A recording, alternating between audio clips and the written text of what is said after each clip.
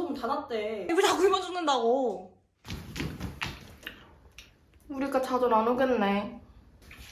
어떻게든 되겠지. 그럼 우리 선배님들 어떻게 사시는지 찾아볼까?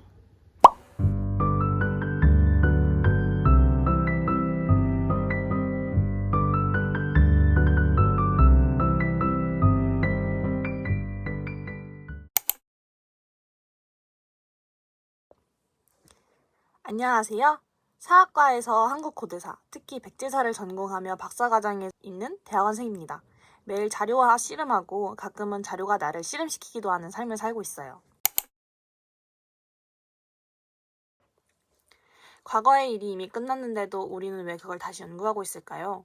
저도 아직 고민 중이지만 역사는 알고 있다고 믿었던 사건들이 사실 다르게 보일 때, 그리고 평면적이었던 장면이 연구를 통해 입체적으로 살아날 때 강력한 매력을 느끼고는 합니다. 특히 오래 고민하던 논제가 탁 하고 풀리는 순간 나를 통해 과거의 한 단면이 다시 살아나는 느낌이 들거든요. 그 경험이 대학원을 계속 붙잡게 만드는 힘인 것 같아요. 사학과 대학원 수업은 대부분 발표 중심이에요. 매주 조금씩 발표하기도 하고 본인 차례가 되면 직접 쓴 레포트로 발표하기도 하죠.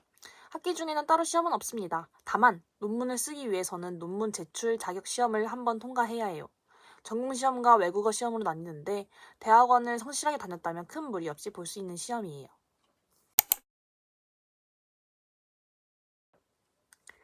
암기를 안 한다는 것.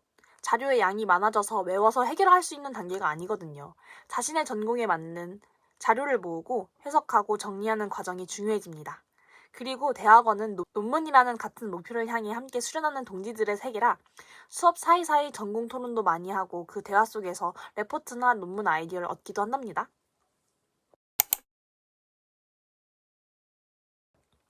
석사에 이어 박사까지 다니고 있지만 제 꿈은 단순해요. 역사를 하면서 밥 벌어먹고 사는 것. 지금도 앞으로도 그 꿈은 동일하답니다.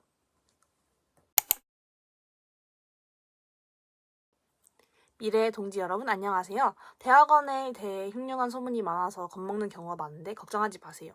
교수님이 정말로 냉장고에 코끼리를 넣으라고 하시지는 않습니다.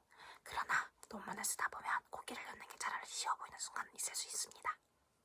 대학원 생활은 분명 만만하지 않아요. 자료를 읽고 또 읽고 문장을 고치고 다시 고치고 고민을 몇 번이고 뒤집어야 하는 과정이 반복되니까요. 하지만 신기하게도 나의 고민이 노력을 통해 글로 정리되어 가며 굳어있던 역사의 한 부분이 조금은 생동감을 얻기도 합니다. 누군가에게는 이미 정해져 있던, 즉 굳어있던 과거나 나의 고민을 거쳐 다시 해석되고 숨을 얻는 경험, 결국에는 이것이 대학원의 보람이고 학교로 다시 돌아온 이유일 거예요. 단순히 대학원 생활 겁먹지 말아라 라는 위로보다는 준비된 마음으로 온다면 당신도 결국 당신만의 역사를 쓸 수 있을 것이라는 믿음을 전해주고 싶어요. 진로를 고민하든 공부 자체에 마음이 끌리든 무언가 당신을 이 길로 자꾸 이끌고 있다면 그건 이미 반쯤 대학원병이 온 거예요. 아이패드병과 똑같습니다. 사기 전에 절대 낫지 않는 병. 대학원병에 걸렸다면 그래요. 결국 그대는 오게 되어 있습니다.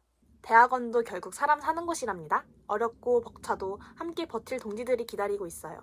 당신의 발걸음을 진심으로 응원합니다.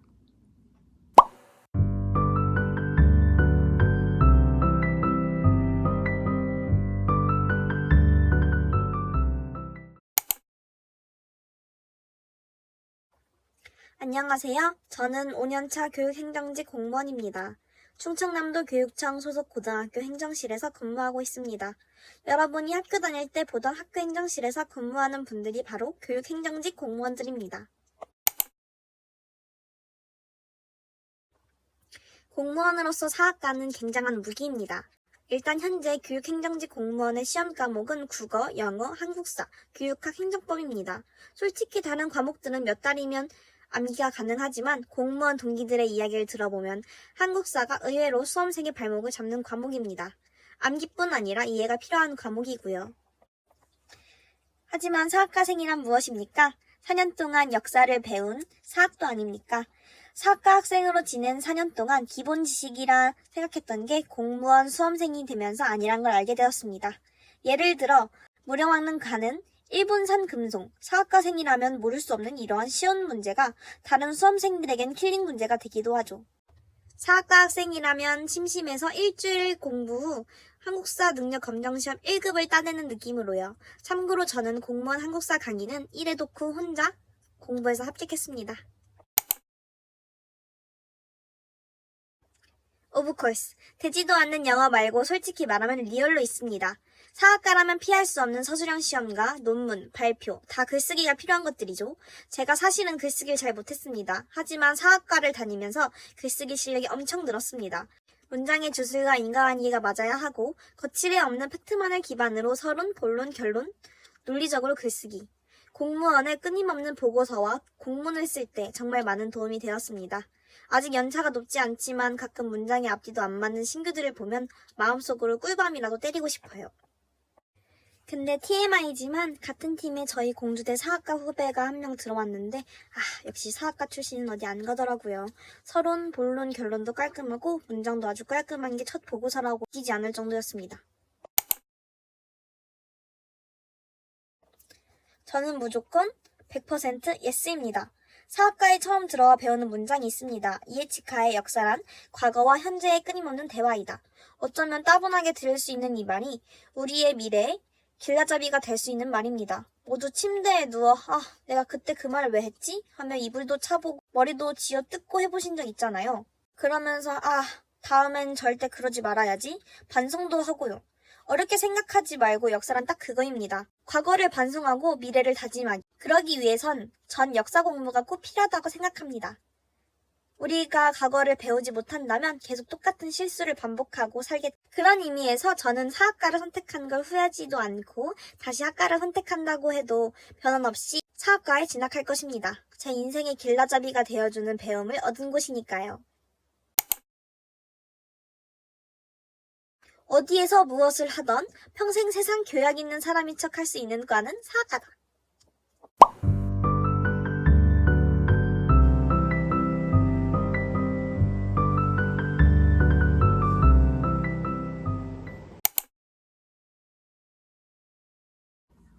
안녕하세요. 저는 충청남도 예산군에서 학예연구사로 재직하고 있는 사학과 10학번 선배입니다. 현재 저는 예산군 내 소재하는 국가유산을 보존 및 관리하고 비지정 유산의 가치를 발굴, 연구하여 새롭게 지정 국가유산으로 승격시키는 업무를 맡고 있습니다. 개인적으로 예산군을 포함한 여러 지역에는 아직 가치가 밝혀지지 않은 다양한 유산들이 존재합니다. 저는 이러한 비지정 유산의 새로운 가치를 연구하고 그 연구 결과를 토대로 새로운 국가유산 혹은 충청남도 유산으로 지정되는 결과를 얻었을 때 큰 보람을 느낍니다. 또한 많은 일반인들이 예산군에서 관리하는 국가유산을 방문하여 관련된 지식을 습득하고 다채로운 경험을 느낄 수 있도록 관람 환경을 만들어가는 점도 매력적이라고 생각합니다. 아무래도 지역 내 국가유산을 관리하면서 발생되는 다양한 민원들이 있습니다. 국가유산을 보존하는 데 있어 개인적으로 재산권을 규제하는 경우도 있고 국가유산의 관리가 미흡하여 발생되는 민원, 국가유산 소유자와의 갈등 등 여러 민원이 있습니다. 이로 인해 업무 추진에 있어 다소 어려운 부분이 있지만 반대로 일반인들이 국가유산을 향유하고 관리하는 지자체에게 깊은 감사를 표현하는 것도 있기 때문에 긍정적인 마음을 가지고 현재 업무에 임하고 있습니다. 역사를 내포하는 국가유산은 그 원형을 온전히 보존하여 후대에게 물려줘야 합니다. 또한 국가유산을 바라보는 일반인의 시각을 긍정적으로 높이고 그것을 향유할 수 있는 좋은 환경을 만드는 것도 중요합니다. 학예연구사는 이러한 점을 실현시킬 수 있는 다양한 연구와 사업을 일선에서 할 수 있다는 직업이기 때문에 추천드리고 싶습니다. 우와, 선배님들 너무 다들 치열하게 사시는데? 사학과도 진로가 너무 많아. 나도 선배님들처럼 열심히 살아야지. 사과 화이팅!